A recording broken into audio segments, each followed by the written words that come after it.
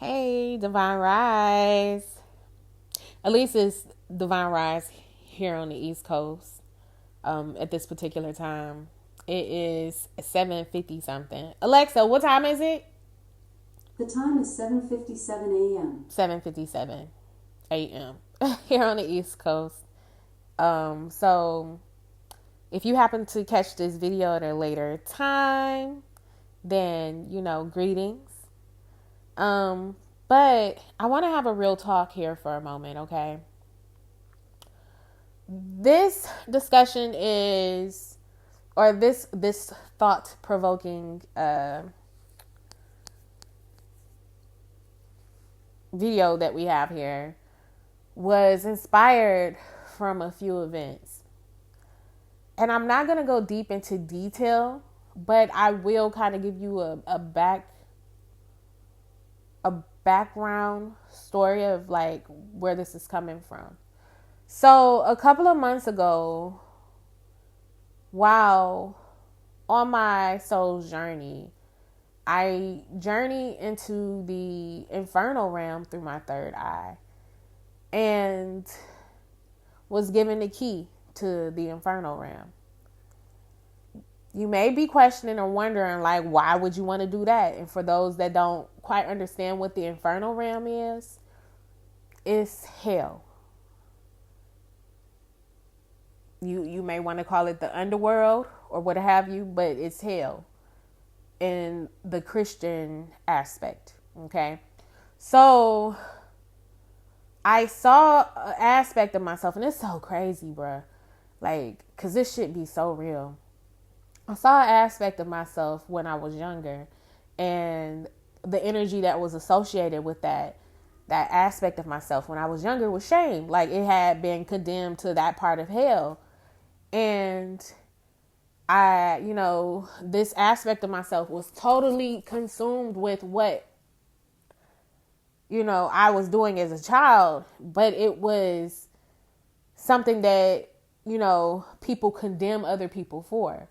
It's just like, to me, a little version of myself looked like a hellish version of myself, like, I don't know, sick and demented.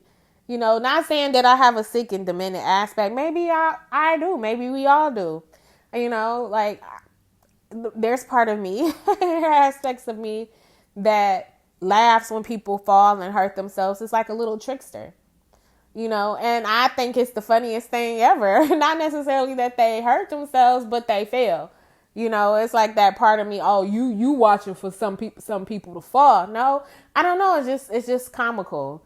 Like, damn, why did you fall like that? Like the way that looked, it was like, it's just be comical to me.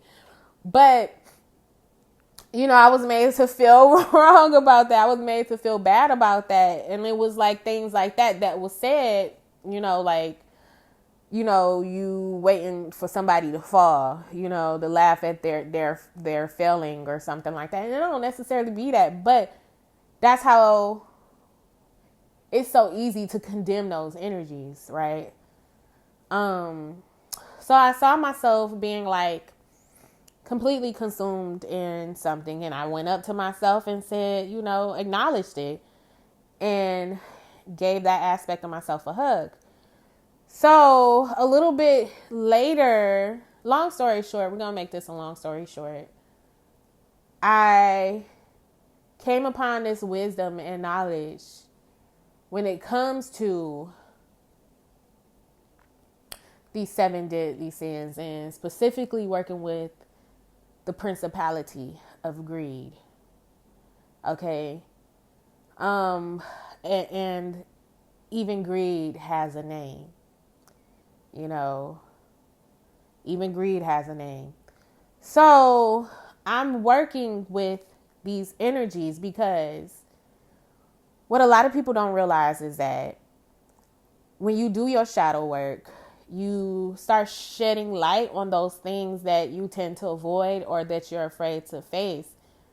On the other side of that fear is a reward or is a jewel. So it's like finding jewels in the darkness. And those are the most precious and valuable jewels because those jewels aren't in plain sight for everyone to see. It's not for everybody. It's for those who have heart to venture into those dark spaces or go on those adventures to get those jewels. Okay? So, I've come to discover more about the 7 deadly sins through this experience, and even experience working with someone. Okay? So, as I mentioned, like, these 7 deadly sins, and we'll get into each one a little bit later, but they hold so much weight that it makes people feel ashamed or less than. Okay? But from what I'm discovering, what if I told you that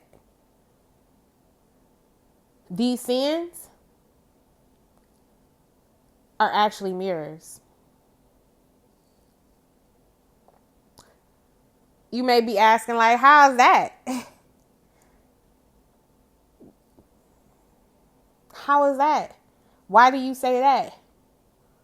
Well, the reason why I do say that is because they reflect back to you on a collective scale of the struggles that humans go through in general. Because if we go back to a biblical aspect, or back to the Bible, it says that we were all born in sin. So this is everything. This is something that everybody is born with. There's not one person who was born not in sin. So that's the first stigma that we can release, or that energy, that heavy energy associated with sins. Okay, everybody was born in it. Everybody, everybody, everybody, everybody, everybody, everybody. But going back to the sins being a mirror, like, what if I told you that the so-called sins wasn't here to necessarily condemn us, but, they're actually here to teach us. Because as babies, or as children, we deal in children ways, or childish ways, or immature ways. But once we evolve from those shadow aspects, whether it's greed, whether it's lust, whether it's wrath, what they're really doing is challenging us to grow. Because there's an opposite to these 7 sins that are these 7 deadly sins that we'll get into. Okay. But you have to go through them, and you have to learn these particular sins in order to transform it into, wisdom or virtue. Okay. So first things first, if you dealing with something that you know that others may condemn you for, whether that's lust, whether that's wrath, like I said, that's what I struggle with. That's what I struggle with, my Nia. Like, set it off in this bitch. Demon time. Real quick. Is that gonna get me into heaven? And let's just say heaven as an aspect of our minds. No, it makes you feel bad. There's no peace there. You may like it, but there's no peace there. So what if I told you that we can actually stop beating ourselves up over our shadows, right? And actually see them as opportunities to grow. See them as opportunities to transform. Right? Those things that we struggle with, we can actually turn them into our strengths. But of course it takes, the will to do so. and the knowledge and understanding to do it properly. But let's do a quick breakdown of these different 7 deadly sins. Let's start off with lust. Lust is the energy of lusting after something, having like a strong desire for something. Typically it's sex. Lust can turn into like an insatiable desire for sex, where it's like you can have sex but it not be good enough for you, and so therefore you're lusting after something. Or like, we just using sex as an example, but it's like a lust, like an insatiable desire where it's almost like obsession. Okay. And what if I told you that lust isn't necessarily bad? What it really is, the energy behind lust, what it really is, it's a raw, untamed passion. You heard what I said, untamed. But when there's light shed on this 7 deadly sin of lust, it becomes chastity. And what chastity is a very, very, very sacred energy, which can be channeled into creativity. It can be channeled into love.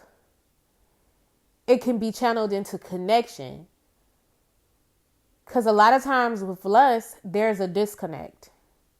You're not connecting to that part of that thing that you're lusting that will actually satiate you. It's like being empty. Okay. We also have gluttony. We gonna keep it real. I'm gluttonous. We like to say greedy, but really it's gluttonous. Gluttonous is that energy of wanting too much. Overindulgence of something, whether it's food, whether it's attention, and we attention whores, or whether it's success, like you keep climbing the ladder and climbing the ladder and climbing the ladder and wanting more and more and more and more and more. Like it's not enough. Very, very similar to lust. Like they all have like a connection. I struggle with a food addiction. I'm not gonna lie. Like, it's not, I'm not above this. I'm not above y'all. I'm in this with y'all. So it's like, I deal with that too. And we've normalized these things as being okay, but they keep us in our lower selves. A lot of people proud to be big backs. It's a part of me that has accepted okay, I just have a food addiction. I love food. I love eating. But it's a deeper part of me that says, maybe you should stop one day. Maybe you should stop being so gluttonous. Maybe you shouldn't eat that. Maybe you shouldn't, maybe you should slow down. But the opposite, or how we can transform gluttony, is through the energy of temperance. Temperance is patience. It shows us balance. It shows us that we can still enjoy ourselves but not overdo it. Period. Which should be easy for me because temperance translates to the Sagittarius card in the tarot. But oh my God, it's all about mastering self. And, I'm on this journey of self-mastery. Moving forward, we have greed. Greed, like I'm saying, these 7 deadly sins are very similar. But the difference with greed is the energy of, once again, doing whatever it takes to get what it is that you desire, because there's a fear there that there's not enough. So that we can kind of correlate that to today's world and how this is like a greedy society, especially with certain 1% in place, like wanting to have population control because they feel like it's not enough, possibly killing off the population because they feel like it's not enough, instead of coming up with innovative ways to make everyone be okay and of equal playing field. But, greed is born from that energy of fear, which is like the fear of it not being enough, right? But that can be transformed into charity because we are abundant. Whatever we give, that's the jewel in it. Whatever we give, we receive.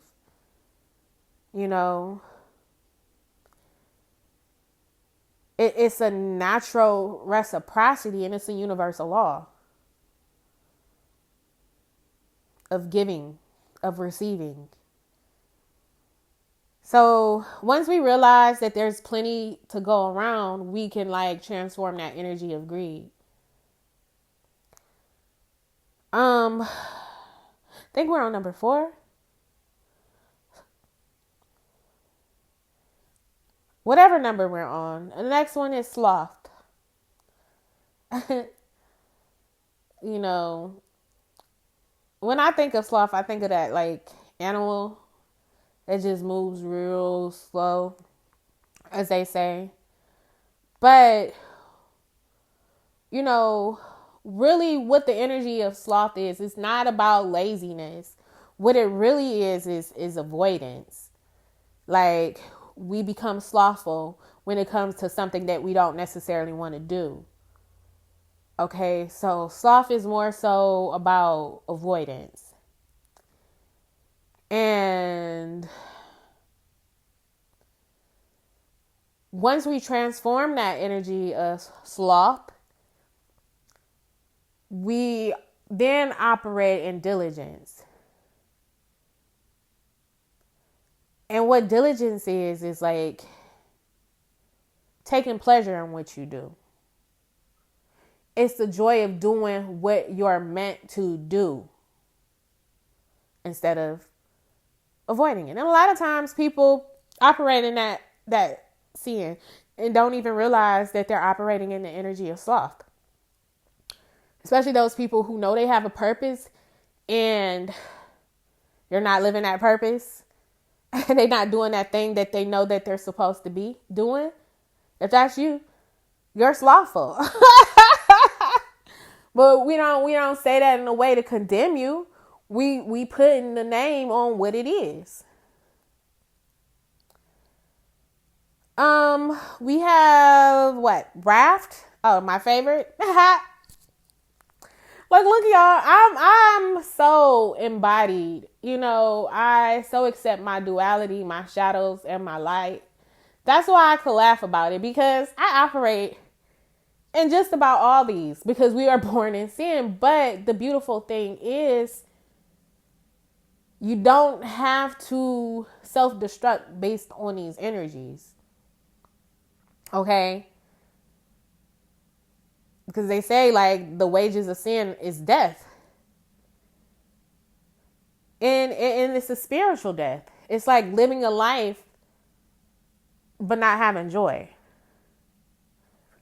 So when it comes to wrath, as I said, wrath can often show up as you being triggered. It could show up when, you feel disrespected or you feel hurt. It's wanting to pop off and crash out. That's wrath. Taking it from 0 to 100 real quick. But we can transform that into patience. We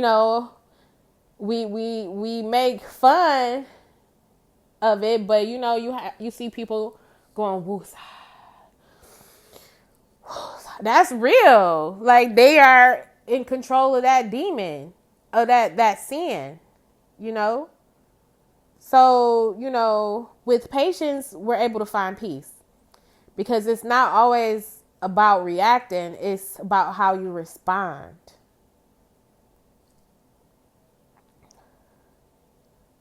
Next we have envy. Envy. Let's just say envy is like misplaced admiration. You know,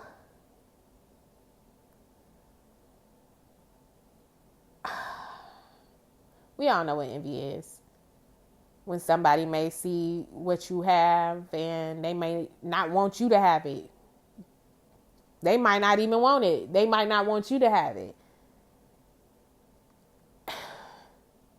But it honestly, it really is a misplaced admiration. Like, sometimes people be like, they envy you so much they want to be you. You know, it's because of that admiration there. So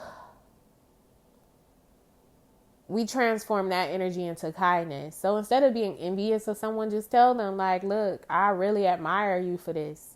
Instead of like looking at them like, what makes you think you special? You know, it's being able to celebrate other people's wins, but also make room for gratitude and the abundance in our own lives. Like knowing that, you know, you can have that too. And finally, the biggest one of them all. We have pride. That's how Lucifer fell, as they say, pride. But I mean, like, I see that in a whole different light too, because like, what if that was like one of the ones that really caused somebody to fall, and he took that role to show people what not to do? You know, like that was like a sacrifice. Like, you know what, I'm going to act prideful, but guess what? I'm going to take it down here and put gems down here for people to learn about pride and how to transform that energy and all these other sins to transform them, right? Y'all can say I'm delusional, whatever. You know, it's room for discussion there as I'm learning, as we journey into the infernal realm, but we're not talking about that. We're talking about pride. And what ultimately pride does, it causes you to be unteachable. Like, you're not trying to hear nothing. You're not trying to learn no new way. You know, you think you know everything. You know, you're making it hard for yourself to even grow. But when you transform that energy of pride, it turns into humility. And honestly, that's where your true confidence lives. You know, you become open. You are authentic. You know, you're grounded, and it's no need to, you know, not grow when you release that energy of pride. That was a lot, right? A lot. But here's the thing, you know, we all have these shadows. As I said, I do, you do. You know, we were all born into sin, you know, as the Bible says. It's a part of being human. But instead of letting them weigh us down, we can use them to grow. Period. You know, they don't have to define us. We should allow it to refine us, to take us through the fires and purify us as gold, which is true alchemy. Alchemy of the soul. So what I want you to do today is take a moment and reflect. Ask yourself these questions. Where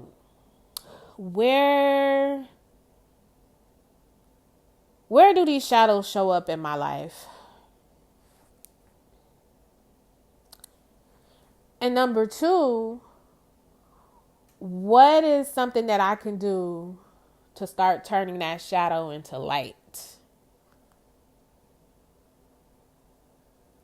you know. I'm going to leave you with this. To know your shadow is to embrace your light. I love you all so much. Thank you so much for allowing me to share this with you. And I want you to remember that on your road to transformation, it's not about the destination, it's about the journey. If you want to book a reading with me, my info is in the bio. You can also follow me on Facebook and Instagram. And until next time, peace, y'all.